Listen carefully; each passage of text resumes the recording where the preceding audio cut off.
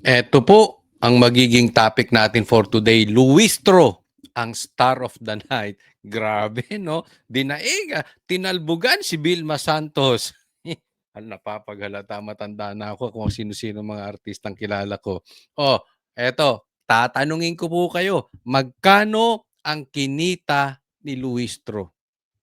Oh, may bulong-bulungan, ha? Oh, may nakapagsabi sa atin. Maya, pag-usapan natin yan. Magkano nga ba ang kinita ni Luistro? Pangatlo, super close pala si PRRD sa mga kidnapper? Di umano. Yan. Pang-apat, sino tong supot na opisyal na videohan? Oy, matindi.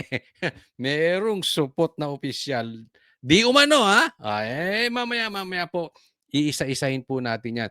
Bago po tayo magsimula, huwag pong kakalimutan, i-like po itong vlog na ito. At sana po doon sa mga hindi pa po subscriber ng channel Coach Oli News, subscribe na po kayo. Huwag pong kakalimutan, like and subscribe. Okay, hindi na po natin pagtatagalin. Diretso na po tayo agad-agad sa ating topic dahil kay Coach Oli, bida ang balita. Okay po, simulan po natin dito ha. Siyempre, yung pinaka-topic ngayong buong araw na ito, si Madriaga at si Luistro. Parang may naaalala ko. Parang si Delima at saka sino yun? Oo, si Junel. Pero ito, dito muna tayo. Iba yon, iba-ibang story yung kung ano-ano pumapasok sa utak mo, Coach Oli. Madriaga and Luistro, pasok. Facebook post dated September 29, 2021 is here to attach. May I know what's happening to you, Mr. Madriaga? You seem to be crying. Ayun. Nagtatanong po, ang napakalinis na chairman, na kongresista, si Luistro. Oh, you seem to be crying. Oh, number one, bilangin natin kung ilang beses niyang isinubo o isubo mo. Isubo mo yung saba. Sinubo niya yung pag-iyak-iyak nito ni Madriaga. Oh, one. Oh. Are you crying? Oh, pangalawa. I just remember one moment. Are you crying? Oh, pangatlo, sabihin mo na kasing umiiyak ka. Oh, sabihin mo, what's my name? Parang ganon. Mapalo-palo pa. Say my name, say my name. Parang ganon. Oh, are you crying? Oh, sabihin mo na. Tatlo. I just You are nearly crying. Ayun, pangapa.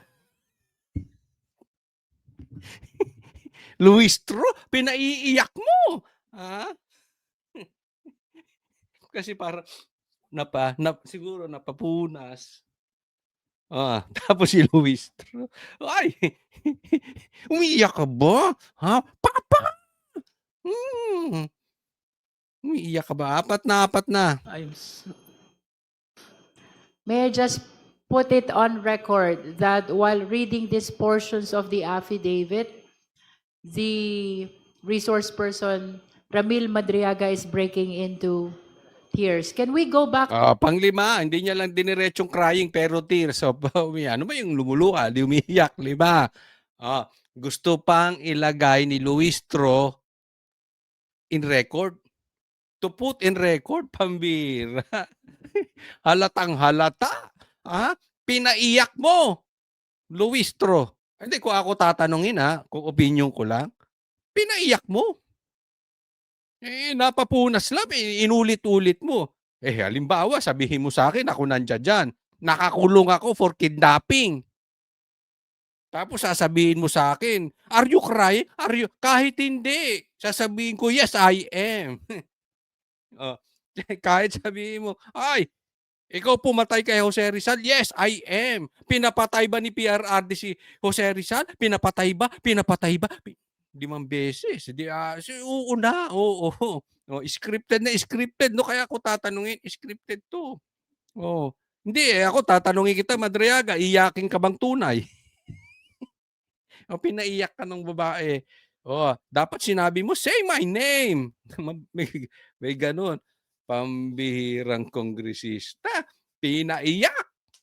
Oh, si Madriaga at eto matindi, ha, gusto pang ilagay sa record.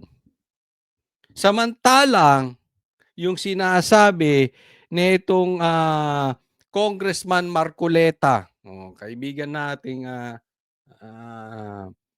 mas di hamak mas maayos dito, aba, pinabura sa record. So, kikita nyo walang balanse. Paano ka mag-iimbestiga kayong chairman, yang pinaggagawa nyo kay Madriaga? Sinong loko-loko maniniwala ngayon kay Madriaga? Yung iyak niya, pinalagay nyo sa record. Yung kay Marcoleta, pinabura niya sa record. Oh. Tapos sasabihin nyo, hindi kayo bias? Animal. Animal lang magsasabi noon. Eh, kitang-kita, pinaulit-ulit mo. Are you crying? Are you crying? What are you? Ganun. Oh, tinanong pa, ito. Tingnan natin. Saang banda ka napaiyak? Ano yung binabasa mo? Pambira, lokohang tunay to. Ha? O sige, saan ka napaiyak? Hindi, ano ibig sabihin nun? Isinusubo. Hoy! Huwag kang bibitaw sa script. Ha? Sinabi nang are you crying? O saan ka banda umiyak? O, sunod. O, pasok, script. To where you feel where you felt frustrated. Ay, ako may tanong sa inyo, ha? May tanong lang. Tanong lang to. Wala tayong malis. Kung kayo, mga kababaihan, tanong lang. Merong inakusahan ang inyong asawa ng rape. Anong gagawin ninyo? Hindi. Nagtatanong lang tayo. A, sasabunutan mo. B, itatago mo. C,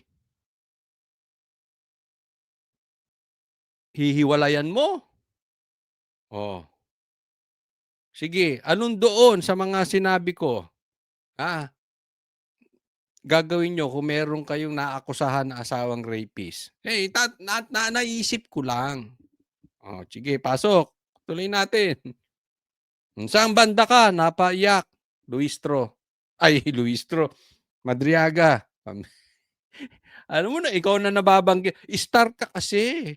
Oo, star to si Luistro. And you're nearly crying. Which part of your affidavit? Oh, pang-anim na ata yun. Tama ba? Pang-anim na? Oh, crying. Oh, crying ka, Madriaga, crying.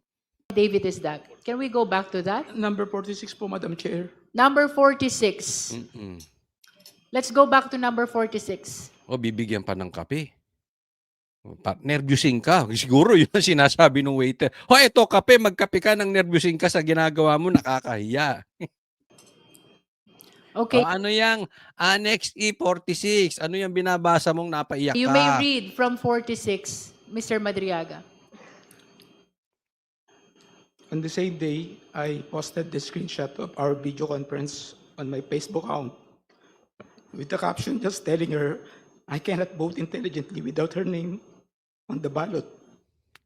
Neither can go out and vote wisely unless the name Inday Sara Duterte Carpio appears as a candidate in the 2022 presidential race. Yun, laya ka na. Laya ka na.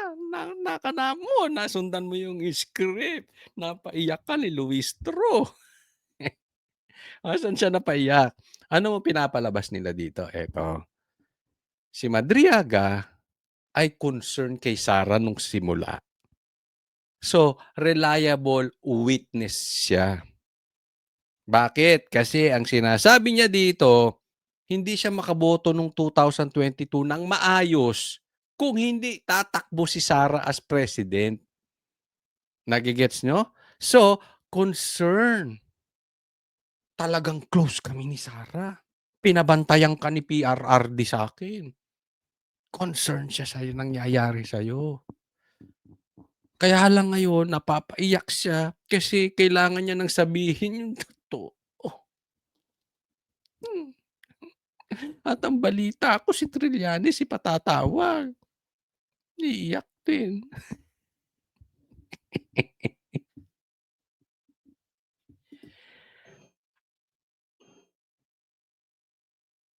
Would you like 47. to say something? No, Oh, meron kang gustong sabihin, sabihin mo na, huwag kang lumayo sa script. Oh, sabihin mo na, isinusubo na sa'yo ang kanyang ni Luistro, ang kanyang sinasabi sa'yo, sinusubo na niya. About why you are crying on this part of the affidavit? hindi naman, malungkot lang po. Malungkot. Okay, please proceed.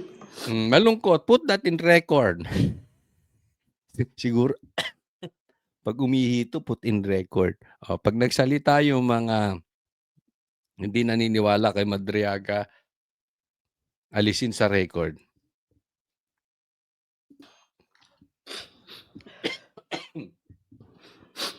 Ano? Pasok! Magaling. Ay, nang dahil dyan, may maleta ka. Kayo dyan, enjoy kayo until 2028. Pag kaupo ni BP Sara sa 2028, Madam Chair, can we allow the witness to please?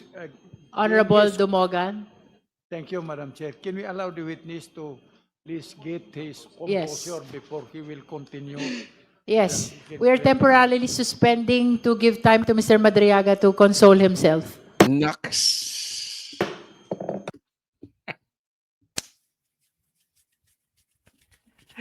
Binigyan pa ng panahon si Madriaga kasi ang sama-sama ng loob niya. Affected siya talaga dahil close siya sa mga Duterte.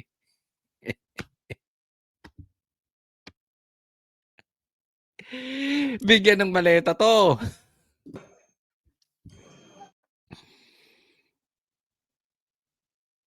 May I proceed, Madam Chair? Are you Yun, yung isa naman papasok. Isa. Itong mga party list. Di. Buwagin nyo na yung mga party list na yan. ready? Opo, Madam Chair. Okay, you may proceed, Mr. Madriaga. Previously and upon direct instruction sa PRD, Sara, I've also delivered money to Ombudsman Samuel Martires Rotoni Ryan, which I usually place inside an open trunk of a designated car. Number 73. Iyak, hoy, umiyak ka pa, humingi ka ng tissue.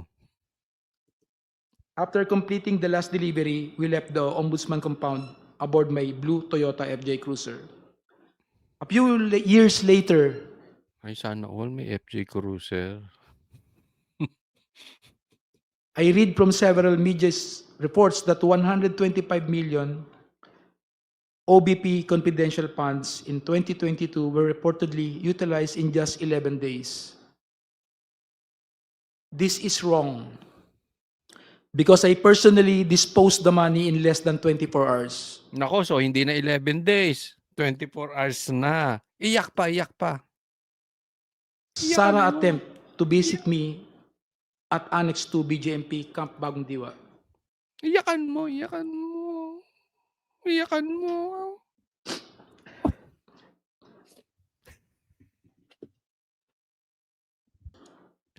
Walang circus! Bongbong Marcos, eto masasabi ko, ang baboy ng gobyerno mo. Ginawa niyong circus. You can Number- drink some water, Mr. Yes. Madriaga. Yes, Drink some water. Bigyan mo ng saging, Luistro.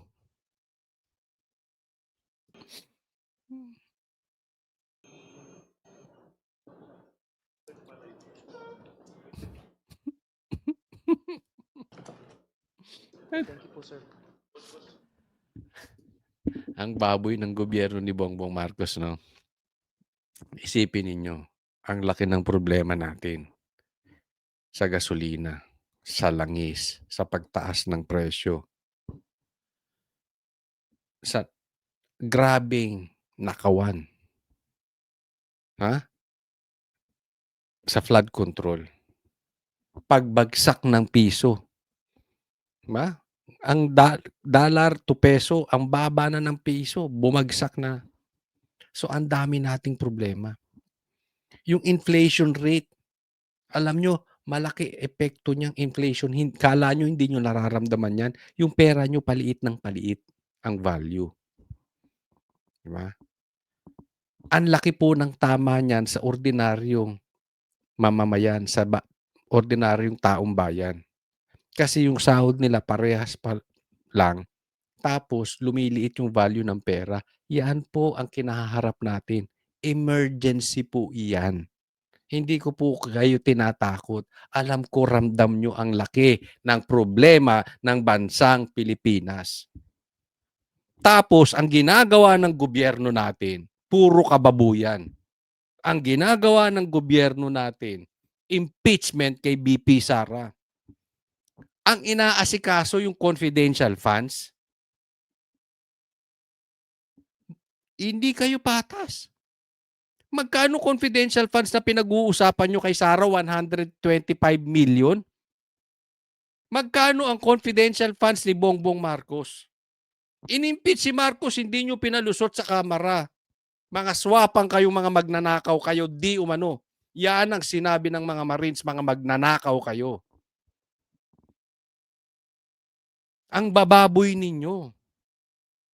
Nangangamatay na ang mga Pilipino dahil sa baha. Wala ng gasolina, hindi makabiyahe. Ang inaatupag ninyo, jumping jacks.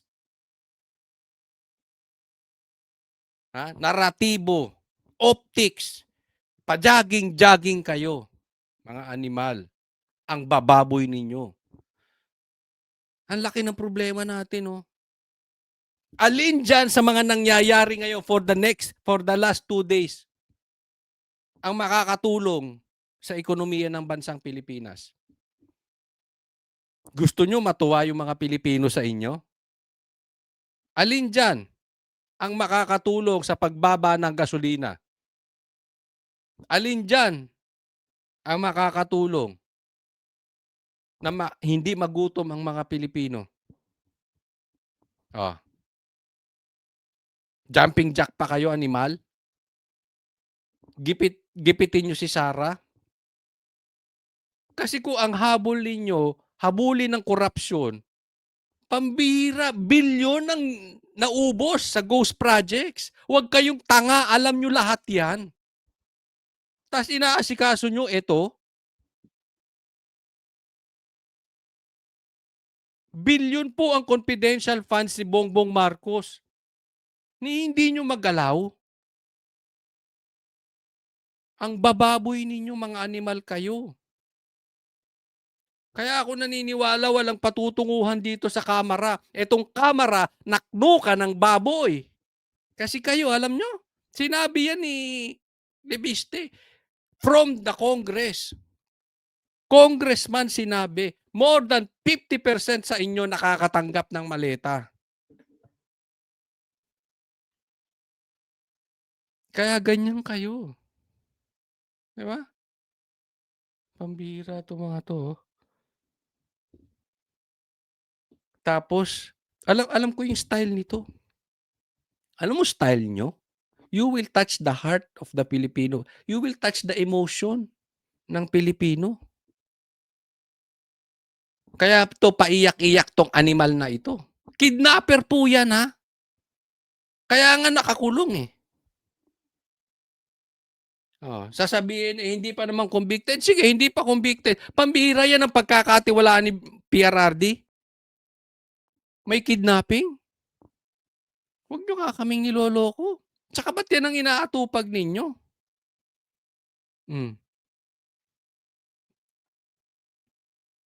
Kaya walang patutunguhan eh. Kasi itong kamera, ako sa akin dapat buwagin na itong kamera eh. Hindi nakakatulong. Huh? Ang hinahabol nyo, hawakan yung emosyon ng Pilipino diyan sa paiyak-iyak nyo. Tandaan nyo to. Hindi nyo matatouch ang emosyon ng isang tao pagkagutom. Ulitin ko yan. Kahit anong emosyon nyong gawin dyan, dahil gutom ang mga Pilipino, hindi epektibo yan, huwag kayong tanga. Kung inaayos nyo trabaho nyo, may pakinabang kayo dyan. Sinasayang nyo ang mga pasahod sa inyo. Ito po, next, tingnan natin. So, eto, ha? Eto ang chairman. Eto ang congresswoman. Eto, ha? Ang kamara. Habang tayo nagkakaproblema sa pagtaas ng langis, nagugutom na mga Pilipino, pagtaas ng presyo. Eto ang ginagawa pa. At gaya ng sabi ng mga kabataan, hawak natin ang beat. Hawak natin ang beat. Hindi bagay.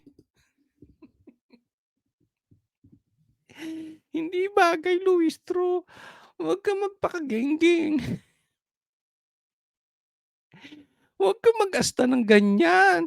Para kang matrona. Please lang. Nagmumukha kang matrona sa mga Alam mo, hindi ko ini-insult, hindi ito ad hominem. Kaya lang kasi, alam mo na kumukuha ng atensyon eh. Gets nyo? Kinukuha lang nitong babaeng to, yung, alam mo, yan ang ibabalita eh. So, sikat siya. Di ba? Kumukuha ng TV time. Sinusundan nyo, hawak ko ang beat. Hawak ko. Hayaan mo na sa mga bata yun. Hindi ko po sinasabi na kung ikaw ay may edad, ay wala ka ng karapat. Ay, hindi doon. Halimbawa, marami namang may maedad eh. Hindi naman ganyan. Di ba? O, sige. I-mute ko lang kasi may tutuloy ko ha. I-mute ko lang. Kasi, baka makapiright tayo ha. Pero tuloy natin yung video. Oy! Oy! Oy! Oy! Oh, di ba nakakasuka ka? Ating! Oy! Oy! Oy! Pambira. Teka muna. Kung nanay nyo ito, pambira, anong gagawin nyo? Kung asawa ko yan, gagaganyan, mangre-rape, ay.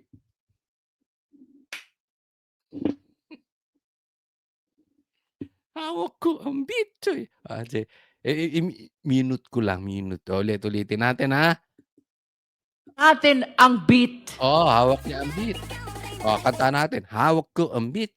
Hawak ko ang beat. Hawak ko ang beat. Hawak ko ang beat. Hawak ko ang beat. Hawak.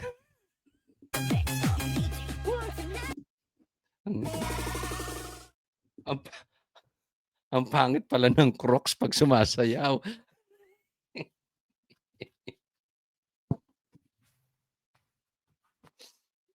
Naku. Nagulo tuloy yung aking Ang bira, Nananawagan ako sa mga pinklawan. Bakit naman pinklawan? Taas ang kamay ang mga nasuka. Sino sa inyo dyan ang mga nasuka? Kainin nyo. Mga pinklawan, kainin nyo yung mga sinuka. Total, kain suka kayo eh. Pinklawan, pasok! Ay, nako. Ito ang star of the night. Dito natin binababoy ang Pilipinas. Hindi siya yung baboy Binababoy nyo sa maganyang style. Ang laki-laki ng problema natin. Ang issue mo, hawak ko ang beat. Diba? Ako tanong ko sa inyo. Ito'y tanong lang. Since star of the night to si Luistro, magkano kaya ay kinita nito? Nagtatanong lang tayo ha. Kasi kahit si Chanko, sinabi niya eh. Diba? Yung may mga pumirma, may bonus. Binigyan. Kakampi ng administrasyon yun. O ano sinabi ng mga ex-Marines? Oh. Pag kada hearing nagbibigay sila ng envelope. 'Di ba? Kada hearing. Si De Lima nga nabigyan. O yung iba, doble pa raw ang binibigay na envelope. Siguro depende sa binitawan. Ay, maganda, binitawan niya ng asar. Sinigawan si PRRD. Bigyan mo doble. Hindi natin alam. Pero kung susundan natin yung mga sinasabi ni Tiangco at sinasabi nitong si mga ex-Marines. At susundan din natin yung sinabi ni Congressman Lebiste na marami diyan nakakatanggap. Sa tingin ninyo magkano ang tinanggap ng babaeng ito? Ito na lang, baguhin ko kayo. Kung sakali lang nagtatanong lang naman. Kung diyan sa hearing na yan, mamimigay si Tambaluslos, yung hari ng buhaya sa Congress. Ito parang reyna ng buhaya, di ba? Pinuri-puri nito. Walang ayuda kung walang tambaluslos. Walang AX kung walang tambaluslos. Di ba? Puri-puri nito si tambaluslos. Just in case lang. Isipin lang natin. Kung mamumudmud ng pera at alam naman natin ayaw ni Tambi, si Tambaluslos, si Sara. At pinag-hearing nitong impeachment, sino sa kanila ang malaking matatanggap? Ako iisipin ko, etong babaeng to. Iyan ang malaking natanggap. Hindi po pwedeng hindi malaki tinanggap niyan. Di ba? Ano pa? Ano pa? Of course. Siya ang star of the night. Siyang nagpaiyak-iyak. Gusto niyo pa ba? Pasayawin pa ulit natin? Gusto pasayawin natin ulit to si Luistro? Wag na. Baka maubos yung kinain nyo, sinukan nyo. Ay, pasintabi dun sa mga Ito may papakita ako sa inyo, Tingnan po natin. At tingnan po natin kasi may sinabi po yung star of the night kanina. Si Luistro. Star for all season na si Luistro. Kasi ang sabi niya, kung walang itinatago si BP Sara, dapat magpakita. Di sinagot siya ngayon. Nito sino ba ito? Etong si Guanzon. Basahin po natin. Sinabi ni Luistro, kung walang kasalanan si BP Sara, dapat magpakita. Pero itinago niya dati. Mas malala yun, rape. Anong punto ni Guanzon dito, Attorney Guanzon? Nagsasalita ito, nakala mo napakalinis nitong si Luistro na kung wala kang tinatago, dapat magpakita ka. Teka muna. Eto na po sila. Ito ang problema nung mga amuyong ni Bongbong Marcos. Ito ang mga problema nung mga amuyong ni Tambaluslos. Double standard. Bakit yung asawa mo? May kaso ng rape. Bakit mo itinago? Ikaw nagsabi mismo nun. Itinago mo. Baka sasabihin mo, kasi nasa batas naman na pwede naman yung hindi ko alam. Kayo ng mga abogado mag-usapan dyan. Pero, wag mo rin pilitin si Sara. Kasi pwede naman yung abogado lang niya ang nandoon. Kasi alam mo, ang gusto nyo kasi babuyin si Sara. Babuyin nyo lang para bumaba ang kanyang ratings, ang trust rating ng Pilipino. Tandaan nyo po ito. Hindi po bababa ang trust rating ni Sara hanggang patuloy na nagnanakaw yang amo mong si Bongbong Marcos at saka si Tambaluslos. Kahit anong paninira nyo kay Sara, alam ng mga Pilipino yang magpinsan magnanakaw. Nagigets nyo? Kahit na ibintang ninyo kay PRRD na siya ang pumatay kay Jose Rizal at kalahati ng Pilipinas ninakaw niya, hindi na mababago ang pagtingin ng Pilipino sa Duterte kasi galit sila doon sa magpinsang nagnanakaw na nagpapahirap ngayon. So kahit maalis nyo si Sara, meron pa ring papalit na iba. Hindi magugustuhan yang magpinsan ninyo. Naiintindihan? So, eto po ang usapin dito. Huwag kang magmalinis, Luistro.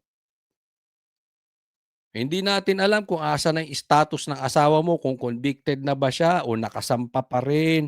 O ang punto po dito, ha, wala kang karapatan magsalita na kung walang tinatago, magpakita. Eh ikaw nga itinago mo yung asawa mo.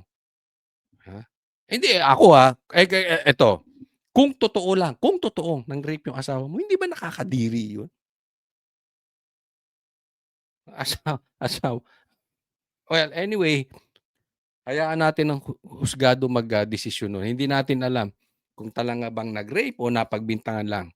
Oh, 'di ba? Ang punto, maghunos daily ka, Luistro. Medyo napaghahalataan ka no? Na gustong-gusto mo na mapunan ni Tambaluslos. Ito pa, tingnan po natin. Total, nagpakita na tayo ng picture. Pakita po natin. Isa pa tong picture. Eto, tingnan po natin ha. At kayo na po humusga kung bakla to si John Vic. Sige, bakit naman bakla, Coach Oli? Basahin natin ha. Eto, nakita ko lang po ito. Pinost to ng Batas PH. So, sasabihin ko sa inyo, personally, hindi ko po alam kung talagang sinabi ito ni John Vic. I hope hindi niya to sinabi. Kasi kung talagang sinabi niya ito, nakakahiya.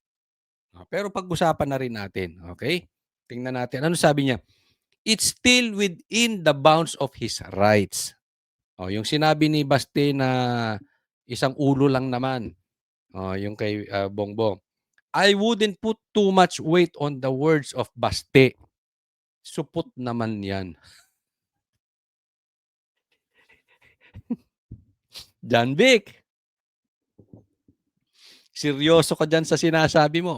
Okay lang, disclaimer ulitin ko. Hindi ko nadinig tong sinabi niya. Okay? Pero kung sinabi niya ito, medyo duda na ako dito kay John Vic. Parang medyo, hindi, ako opinion ko lang naman. Medyo, di ba?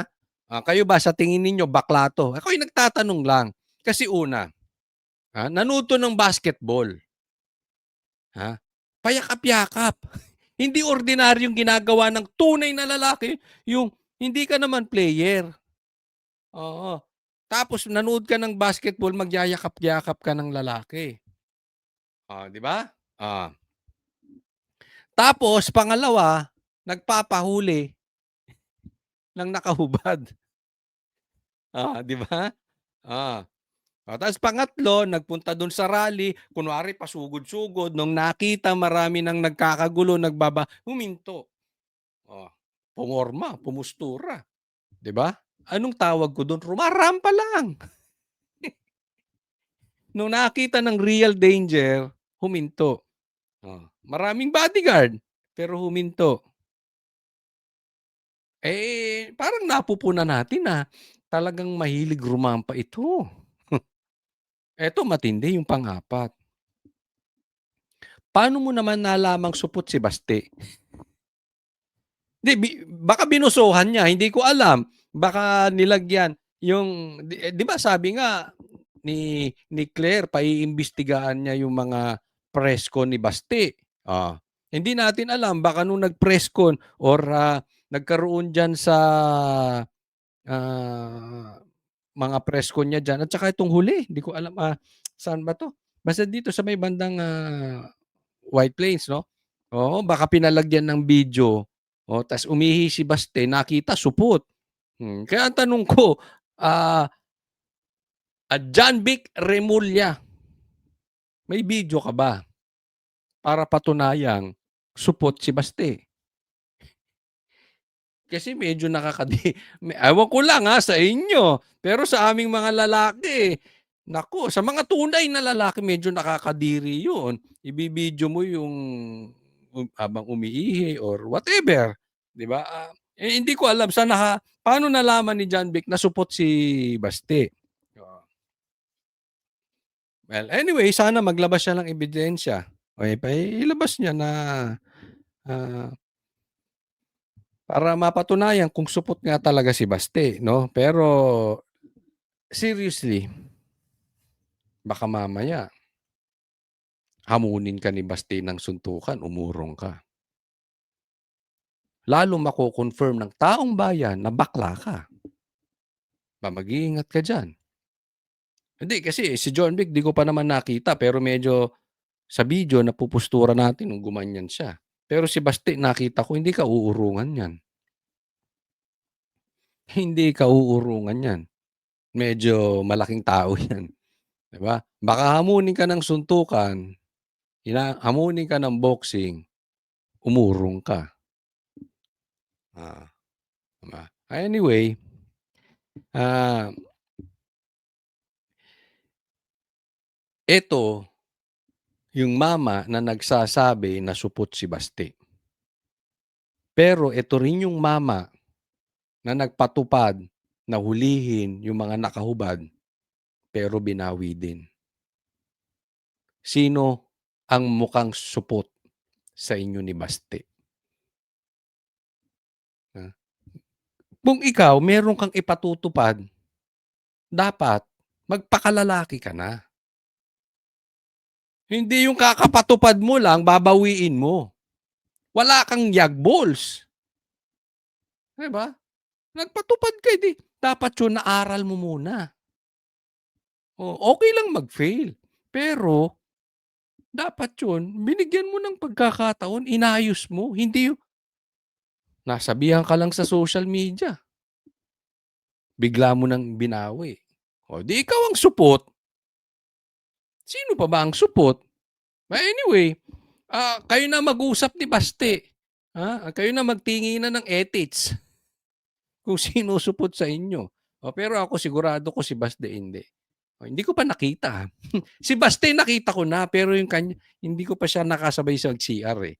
Oo, ikaw nakita mo na John Vic, nakita mo na yung kay Baste. Anyway, ay nako. Next po tayo. Eto, pag-usapan naman natin, balik tayo dito kay Madriaga at kung gaano katawa-tawa itong paglabas at paglutang ni Madriaga. Na-interview po itong si Kong Defensor. Pakinggan po natin.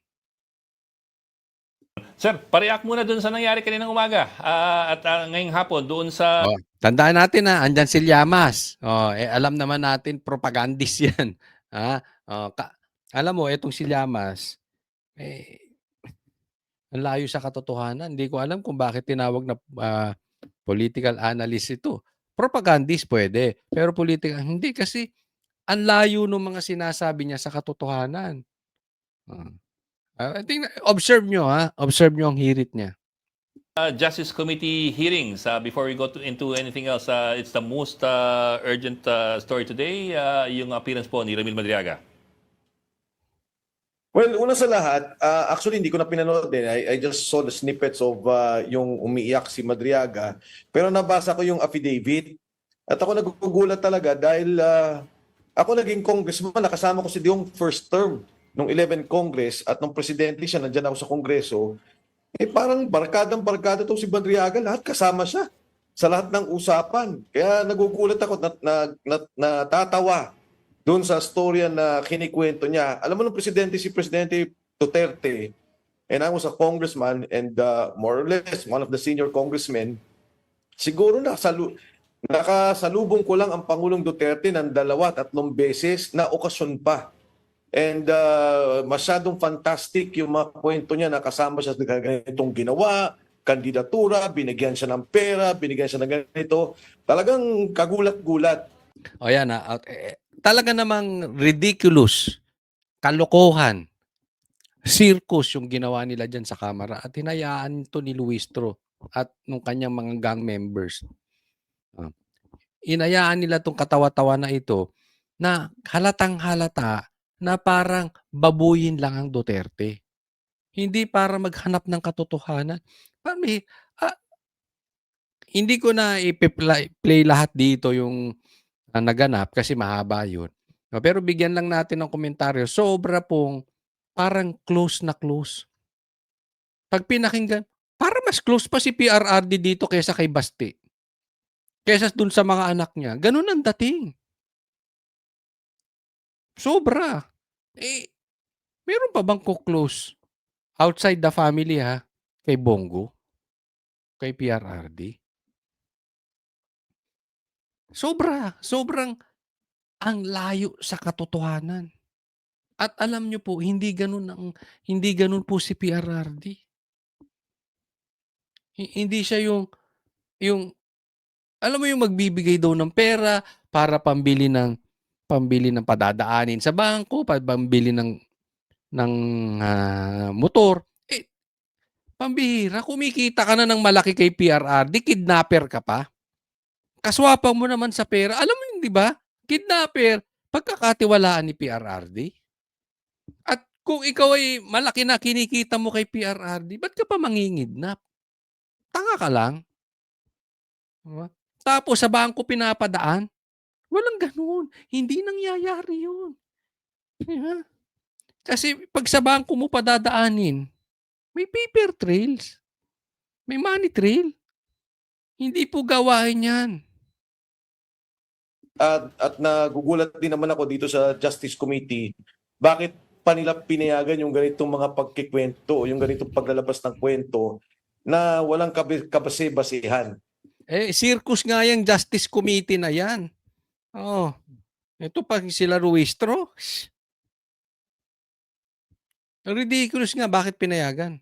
Tanungin nyo lahat ng congressmen, tanungin nyo lahat ng mga nakasama ni Digong na nandyan, maging yung speaker, ni hindi ganyan yung naging relasyon kay Pangulong Duterte, tapos siya parang anak, parating katabi, parating kasama sa lahat ng usapan. Yun ang Oo, hindi basta-basta nakikipag-close si PRRD, 'di ba? kagulat-gulat para sa akin.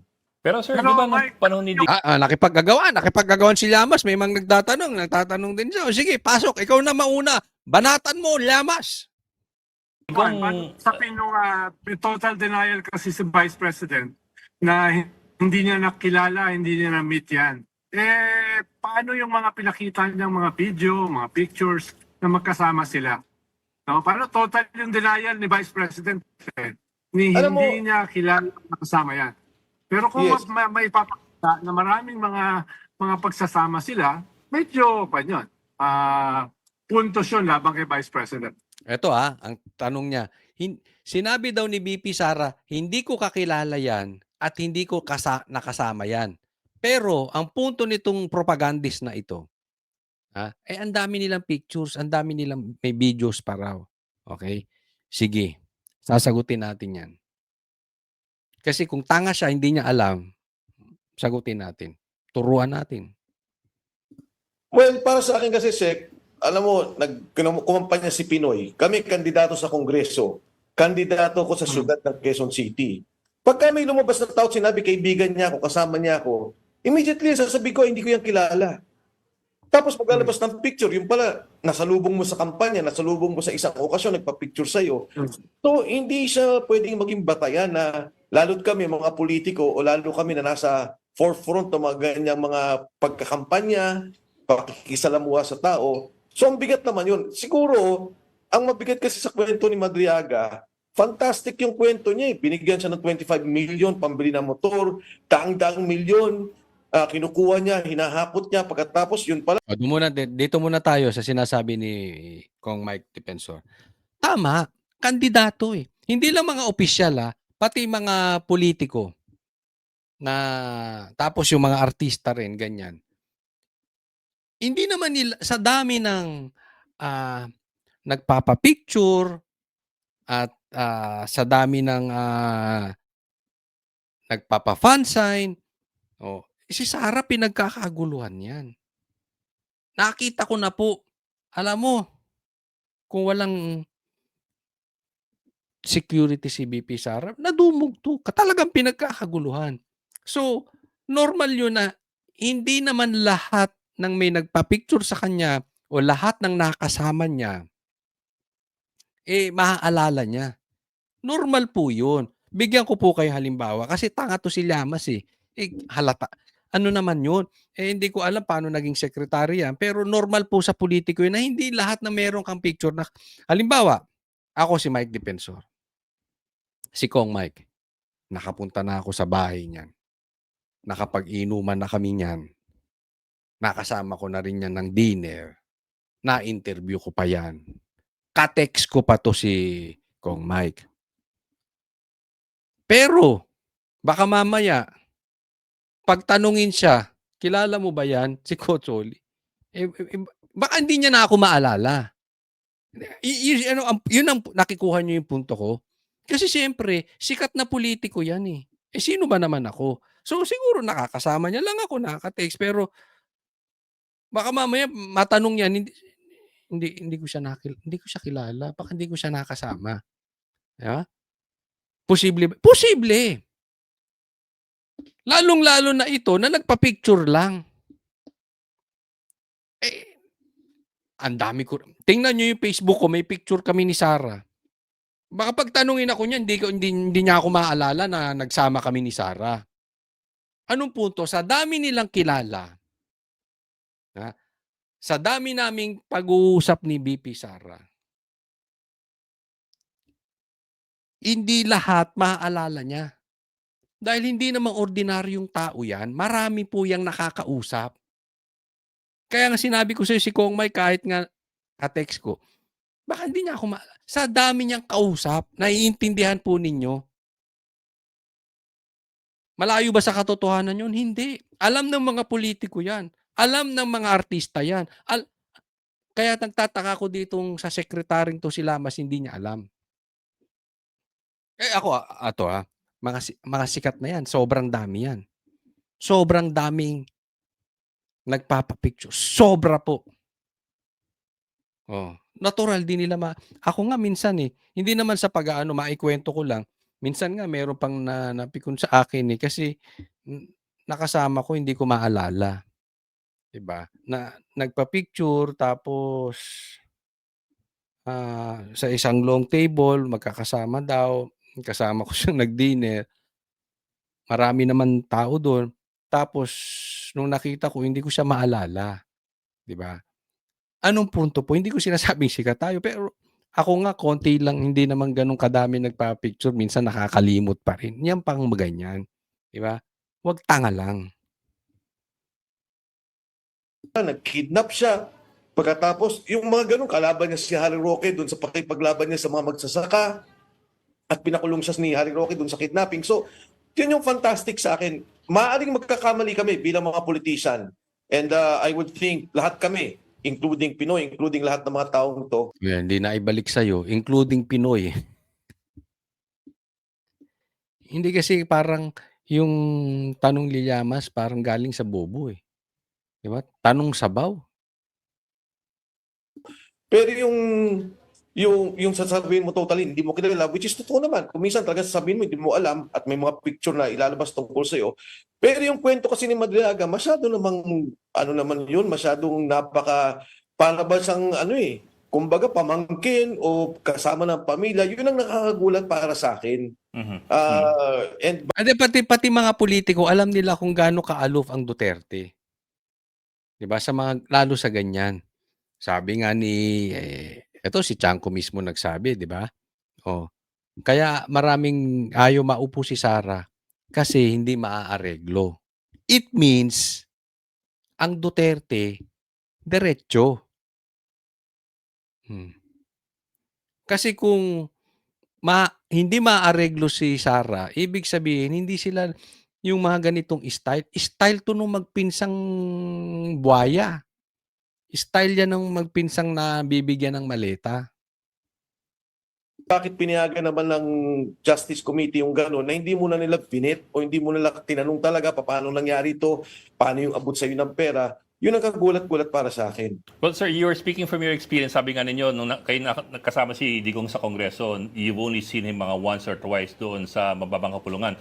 But I also remember din po yung mga kwento noon na nung congressman si dating Pangulong Duterte, hindi niya gusto yung trabaho sa Kongreso at medyo tinatamad siya dahil namimiss niya yung trabaho niya bilang alkalde. So baka talagang hindi talaga masyadong aktibo si dating Pangulong Duterte bilang congressman noong panahon yon.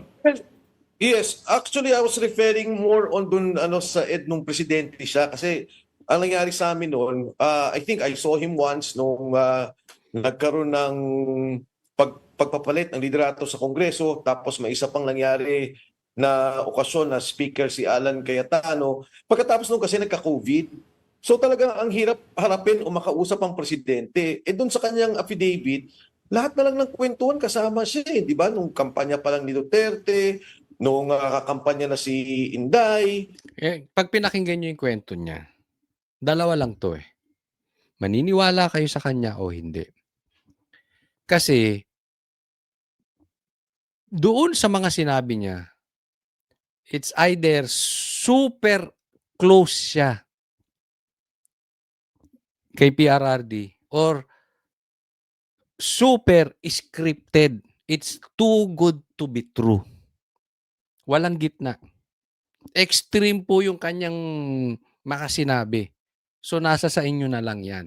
Kung papaniwalaan nyo ang dating Pangulo o paniniwalaan nyo ang accused of kidnapping na sinabi ng pulis mismo na nung panahon niya siya mismo ang leader ng kanilang kidnapping group and isa siya sa most wanted. Tapos yan ang pagkakatiwalaan ni PRRD. Nasa sa inyo na yan. Pinklawan, kung gusto nyong kainin niyang ganyang kwento, total kumakain kayo ng suka, kainin nyo yan. Kung sa tingin ninyo, pula, yung mga naniniwala kay Bongbong, mas paniniwalaan nyo yan kaysa kay PRRD, hindi ko po kayo kailangang i-convince. Pero kung ako tatanungin nyo, it's day and night. Ang layo po. Yung pag-aayos na, alagaan mo yung anak ko, para bang lahat kasama siya, pati yung security, intelligence, yung hepe, yun ang kagulat-gulat para sa akin.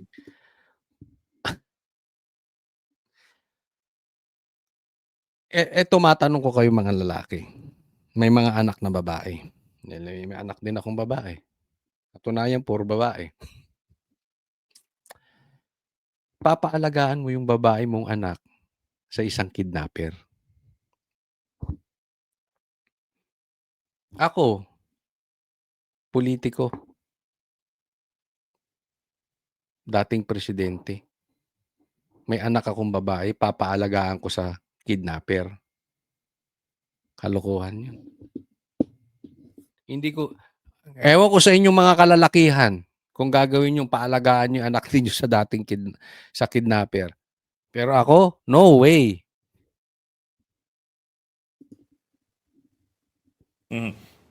Anyway, sir, you had... Kakambyo. Ami, go ahead.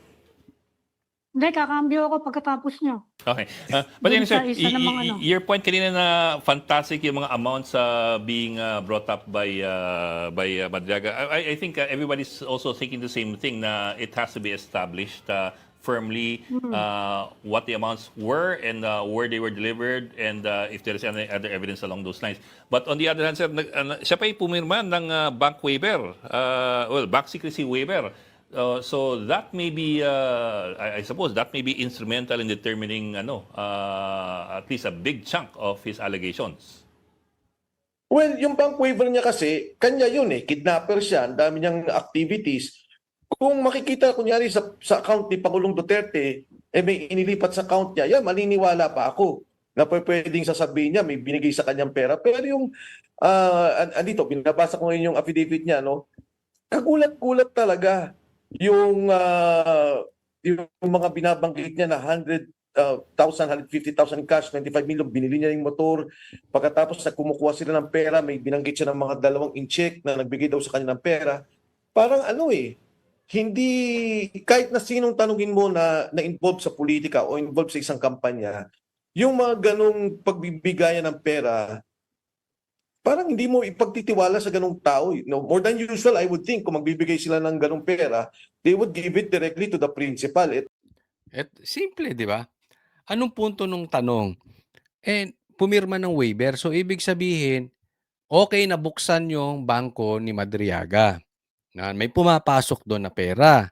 Diba? So, ibig sabihin, confident siya na meron talagang binibigay si PRRD. Hindi po. Bakit? Normal. Kidnapper yan. May maraming papasok na pera dyan. Diba? At the same time, makikita ba nila na ang pumapasok na pera ay galing sa bank account ni PRRD? Kasi, halimbawa, sa account ko, o sa account ninyo na lang, maraming pumapasok na pera, pwede nyo sabihin galing kay PRRD eh. Diba? Pero ang tanong, galing ba sa account ni PRRD? Madali kasi magsabi. At etong pinakamatindi yung sinasabi ko sa inyo. Kung meron kang kalokohang gagawin, hindi mo padadaanin sa bangko. May iba nga style na nga ngayon eh. Di ba? Siyempre, at tinan yung ginawa ngayon, maleta. Ba't hindi mo padaanin sa bangko ang dali-dali, magdi-deliver ka lang maleta? Pwede mo namang bank to bank lang, tapos ang issue. Kasi nga matitrace. Tanga lang. Ganun katanga si PRRD. Wala pong alam ng mga politiko yan. Alam nila yan. Walang nagbibigay ng bangko. Katangahan yun. Cash po ang abutan dyan. Meron na nga ngayon eh. Alam nyo kung paano nagkakaroon ng hindi ko po kayo tinuturuan ng kalokohan, pero yan ang naririnig natin. Sa cryptocurrency sila nagbibigay na. Kasi hindi matitrace. Bitcoin. No? Ba't ba? Ibang usapin po yan. No? Ang punto, hindi po sa bangko. Katangahan yun. Kagulat-gulat yung mga kwento niya. At yun nga, ang daming nagre-react na ang dami mo palang pera, bakit ka pa nangingidnap? At itong si Madriaga, yung background pa nga niya, hindi lang basta-basta kidnapper. Kasama siya sa isa sa pinaka-organisado at mabigat na kapatay ng pulis na sindikato ng kidnapping. Kahit na yung mga CIDG, mga pulis na kilala ko, pagka tinatanong, iba yung pananaw nila tungkol dito eh. Kahit naman sigurong convict, ewan ko kung pinangakuha nila yan, papipirma o magsasalita ng mga ganitong bagay na kagulat-gulat. Yun ang sinasabi natin. Abangan natin, susubaybayan natin. Hindi ko po tatantanan itong Madriaga na ito. Susubaybayan natin ito kasi malalaman natin kung ano ang kapalit nitong testimonya niya. Maybe hindi nila ipapahalata, pero meron yan na kapalit. Next po. Ito po, tingnan natin Naku, matindi. Paano ibinalita ito ng mainstream media? Kanina na-discuss natin yung kanyang paiyak-iyak. Ngayon, tingnan natin kung paano binalita.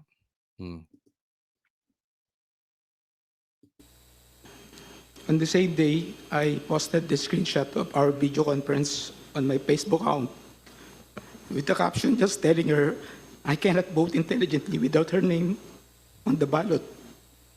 Neither can go out and vote wisely unless the name Inday Sara Duterte Carpio appears as a candidate in the 2022 presidential race.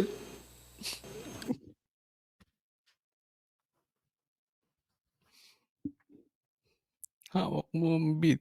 Hawak mo ang beat. Would you like to say something about why you are crying on this part of the affidavit? Bakit ka raw umiiyak? Sabi ng Star of the Night. Hindi naman, malungkot lang po. Malungkot. Okay, please proceed. Malungkot lang. Please proceed. Naiyak si Ramil Madriaga. Yun lang ang pinakita nitong media. No, pero kanina pinakita ko sa inyo, ilang ulit isinusubo ni Luistro Umiiyak ka ba? Umiiyak ka ba? Are you crying? Are you crying? Gano'n. Ilang beses po? 5, 6, 7. Ah. Dito, tinanong lang once tapos edit na. So, hindi ko alam kung sadya, but anyway, yan po ang pagkakabalita. Tingnan po natin. Habang binabasa ang kanyang supplemental affidavit sa pagdinig ng House Justice Committee sa Optics. Asan ang luha? Asan ang luha? Dahil sa inyo ang bit, ipakita mo ang luha. Asaan ang luha? impeachment complaints laban kay Vice President Sara Duterte, si Madriaga ang nagpakilalang bagman daw ng bise. Ipinasapi na siya ng komite dahil sa dating pahayag na naghatid umano siya ng malaking halaga ng pera sa iba't ibang individual alinsunod sa utos Ay, wala man lang ako nakitang luha. Panay ang punas mo. ni VP Sara. Nanindigan si Madriaga na nagsisinungaling ang bise sa inihaing reklamong perjury laban sa kanya. Wala raw katotohanan ang sinabi ni VP Sara na hindi sila Siguro yung ganito, no? Ini-imagine niya. Kailangan ko umiyak.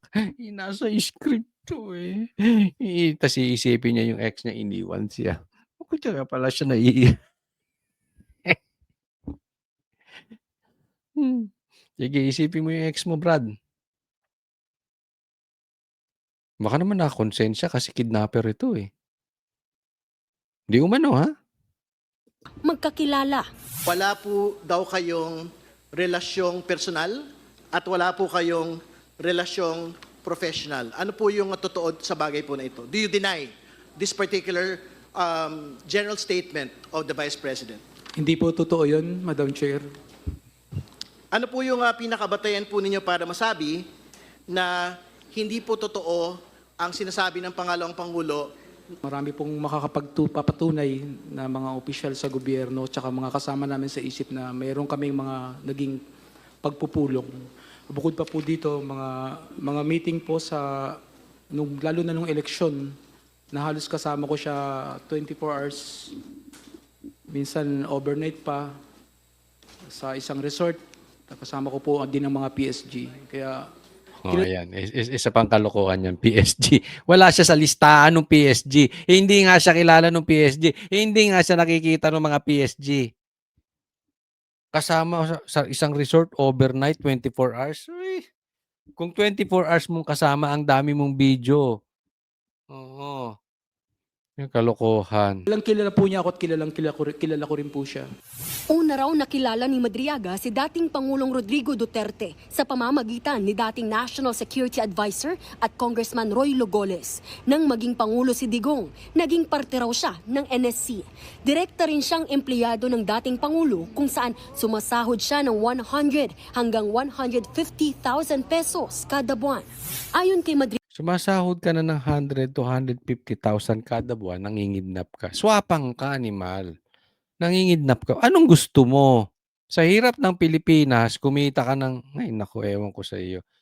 Magagawa ka pa ng krimen. 2018 nang ipakilala Huwag mo ipakita yung picture kasi mas marami kaming picture ni Sara. Hindi ibig sabihin close kami. sa kanya Kumari mo rin, kumari mo.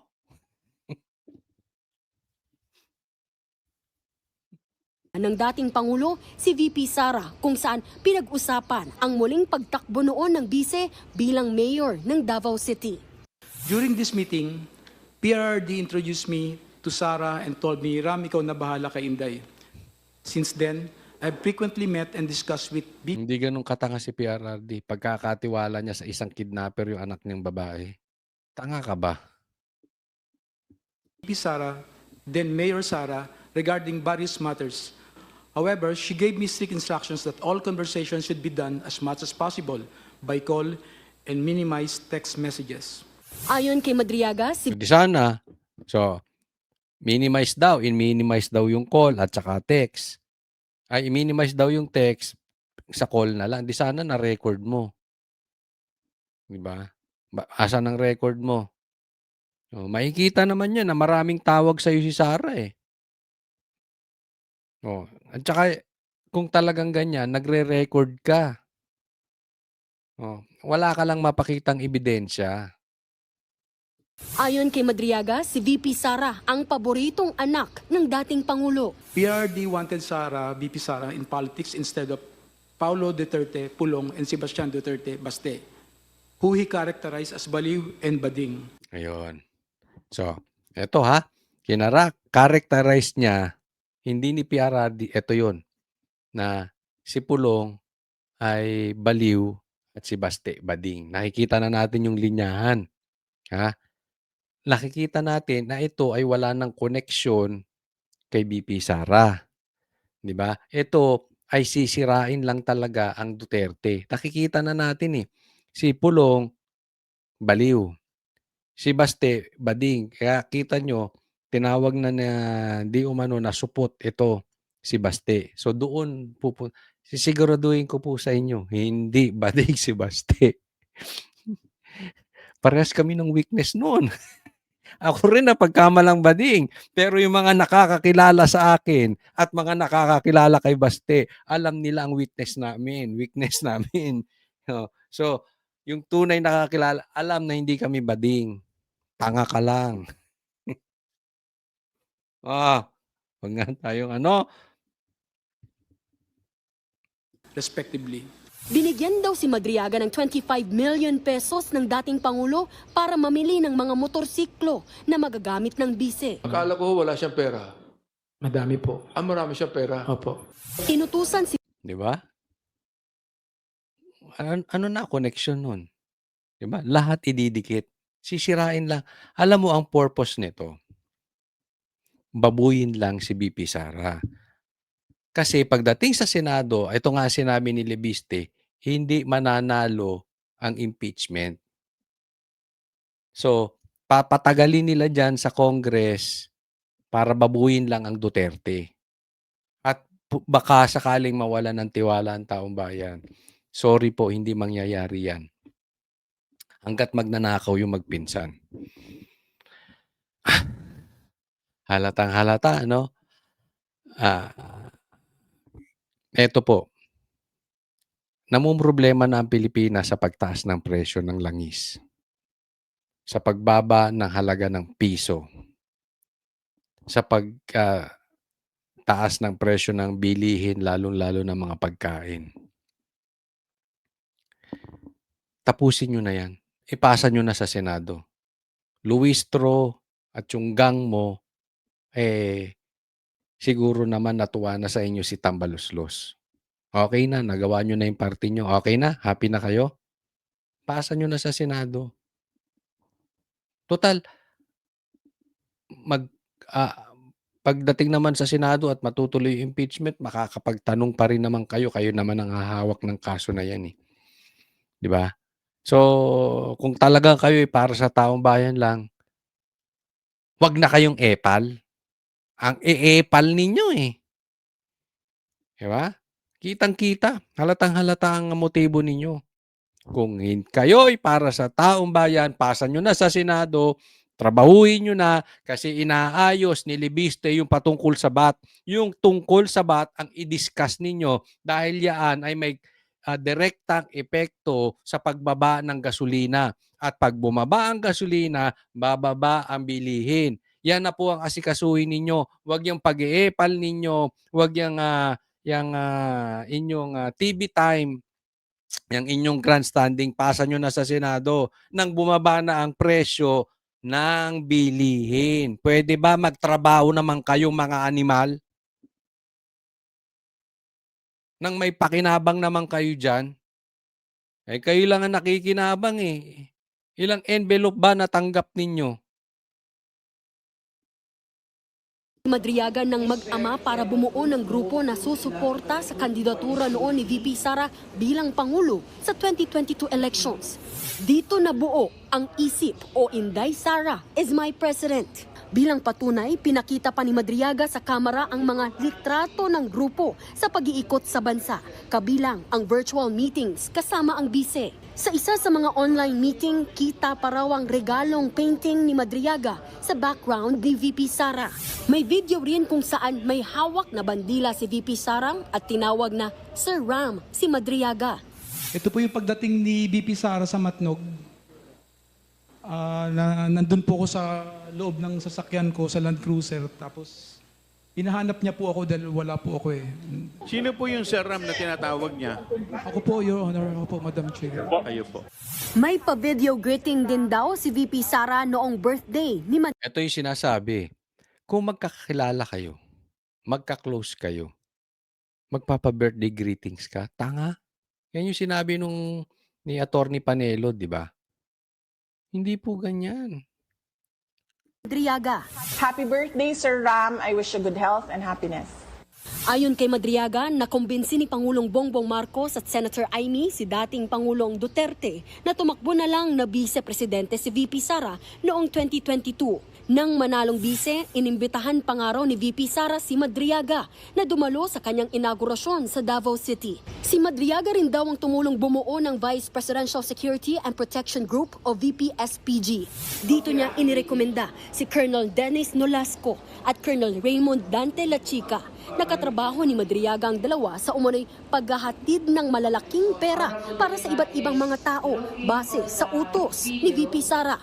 May mga ihahatid daw sila sa 3 lugar, sa San Pablo, Night Trip o sa Nomo Basho at sa Maghahatid kayo ng pera. Eh di dapat may picture ka. Yung mga Marines, ang daming picture ng mga hinatid nilang pera eh. Eh ikaw, Office of the Ombudsman. Pinapunta raw ni Nolasco si Madriaga sa DepEd Central Office. Dito niya nakita si ano yan, picture ng kotse? Lachica at DepEd Special Disbursing Officer Gina Acosta. 4 na duffel bag na may tig 30 hanggang 35 million pesos daw ang laman ng mga ito. Pinakuha pa nga raw si Madriaga ng parte niya, kaya kumuha siya ng 1 milyong piso sa bag. Dito na sinabi ni Madriaga kung sino ang nakatanggap ng pera. Binunyag din niyang mas maiksi pa sa 11 araw nang maubo. Ridiculous, no? Alam nyo, bakit sa dami ng pagkakatiwalaan ikaw pa? At bakit ka kailangan bigyan ng ganong kalaking pera? Yung mga Marines, mali-mali ang dinideliver ni hindi nabibigyan ng pera. Ikaw, nag-deliver ka lang ng kakapiranggot, binigyan ka ng 1 milyon. Sinong loko-lokong maniniwala sa ganun? At alam to, ha? Alam to ng media. Alam to ng mga vloggers. Alam to ng mga politiko. Itong sasabihin kong to. Hindi po nagbibigay si PRRD ng ganyan. Hindi po nagbibigay ang Duterte. Alam nila yan. Huwag tayong maglokohan. Ang 125 million pesos na confidential funds ng bise noong 2022. Previously and upon direct instruction sa PRRD, Sara, I've also delivered money to Ombudsman Samuel Martires or Tony Ryan, which I usually place inside an open trunk of a designated car. A few years later, I read from several media reports that 125 million OBP confidential funds in 2022 were reportedly utilized in just 11 days. This is wrong because I personally disposed the money in less than 24 hours. Max! Hindi dumalo si VP Sara sa pagdinig at hindi rin naman siya required pumunta. Ayon kay Chairperson Jervy Luistro, 4 na petisyon na ang inihain para ipatigil ang impeachment proceedings. Nilinaw din niyang hindi inaagaw ng Kamara ang kapangyarihan ng Senado kung guilty o hindi guilty ang opisyal. Clarificatory hearing lamang ang pagdinig nila habang ang Senado ang maglilitis. Nagbabalita mula sa Ay, nako.